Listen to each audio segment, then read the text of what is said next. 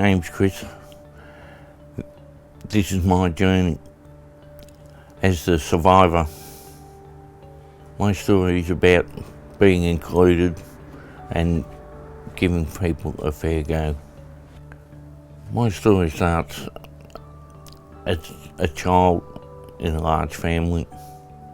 I had 9 other children in the family. Unfortunately, one didn't make it. I took up kayaking as a junior, and my aim was to represent Victoria in the marathon. That was a very long race. I only ever did it once, and I have no regrets. I've never done it again. It was 404 kilometres in 5 days, one after the other. I was so sore. We achieved something we never thought we could. We actually broke the record, which was something we never set out to do, and we did it. And it hadn't sunk in. Even the presentation, I don't know what they were all going on about. And I came back and I said, "God, you broke the record." I did? Oh, that's pretty good.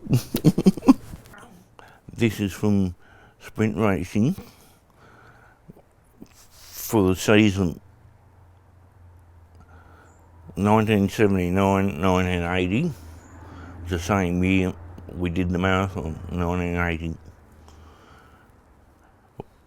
I actually made the Victorian side to paddle in the Australian Championships. Unfortunately, it wasn't a beat. It was only one of them hitting his girlfriend. That's all I remember, and I gave him a dirty look. And I know he just pointed at me and said, "You're next." And I sort of laughed and I said, "Yeah, sure." And went and got another drink at the bar. I didn't think anything of it. I could see the beach. And I thought, "Oh, beauty." I said to Karen, "Oh, good you brought me to the beach. You know how much I love the beach." I said, she yelled at me and said, "Chris, you're not at the beach. You're in the hospital." I said, "No, I'm not. I'm at the beach." She says, "No, you're not. Have a look around." I said, "Well, they all at the beach too." And she said, "No, you're in hospital." You're getting quite mad with me. But all I could see was the beach. And I was standing up on the bed with all the wires hanging off me. So I started pulling them off. And all the alarms went off. People come running in from everywhere. And one of them said, "Oh, about time." I said, "About time for what?" He said, "You've been asleep." I said, "So?" And he said, 4 months. Oh, I said, "Oh, that's a while, isn't it?" Besides that, I don't remember anything. I have had some very caring people on the way, which has made, I never knew them. Didn't even know they existed. She has been my girlfriend for 23 years or something. You don't get that long for murder. But she persevered. She was there the whole time I was asleep or in a coma. And she just lay on my stomach and cry every day. I'm very thankful for that. She did hang in there. All the way through, she has been my strength in making it through. I have thought about giving up, but she said, "Don't be silly." She'd make a joke of it, and "I haven't been through this just to let you go." I said, "Oh, I said, all right then, I'll hang in there. I had three or four sessions a day of rehabilitation. One was getting the use of my legs back, and another one was getting the use of my hand back, and I had my arms strapped up with tape. Another one was swimming, but it wasn't swimming, I was just exercising in the pool, walking, so I wasn't allowed to use my shoulder. And one I didn't like was art. I thought it was a waste of time. He actually helps me with my furniture restoration, and we have a good time doing it. We tell stories about our past and that, and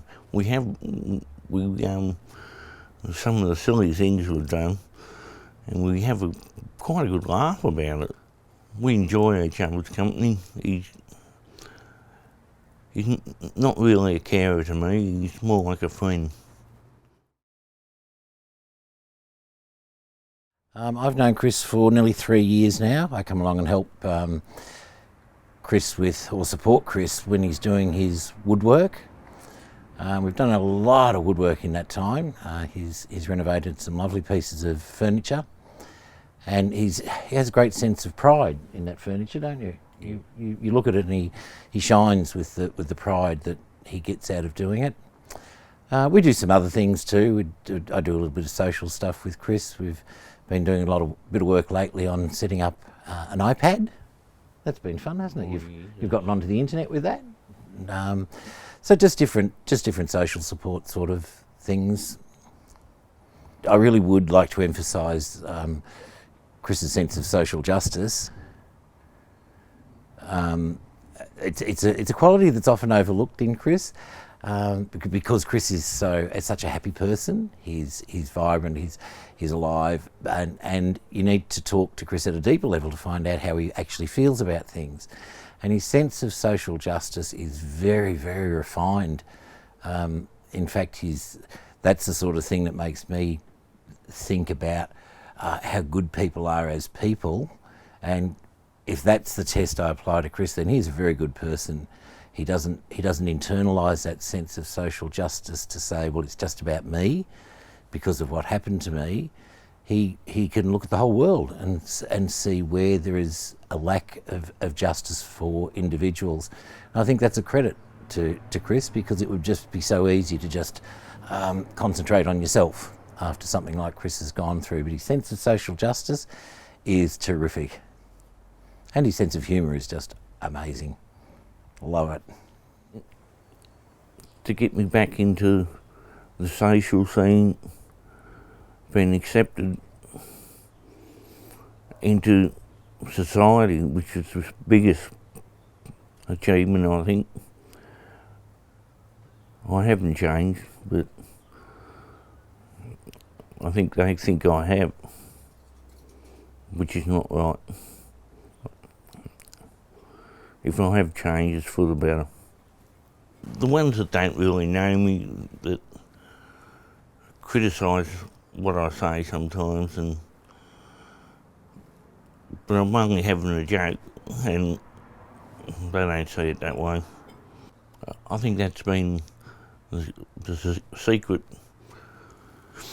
to survival,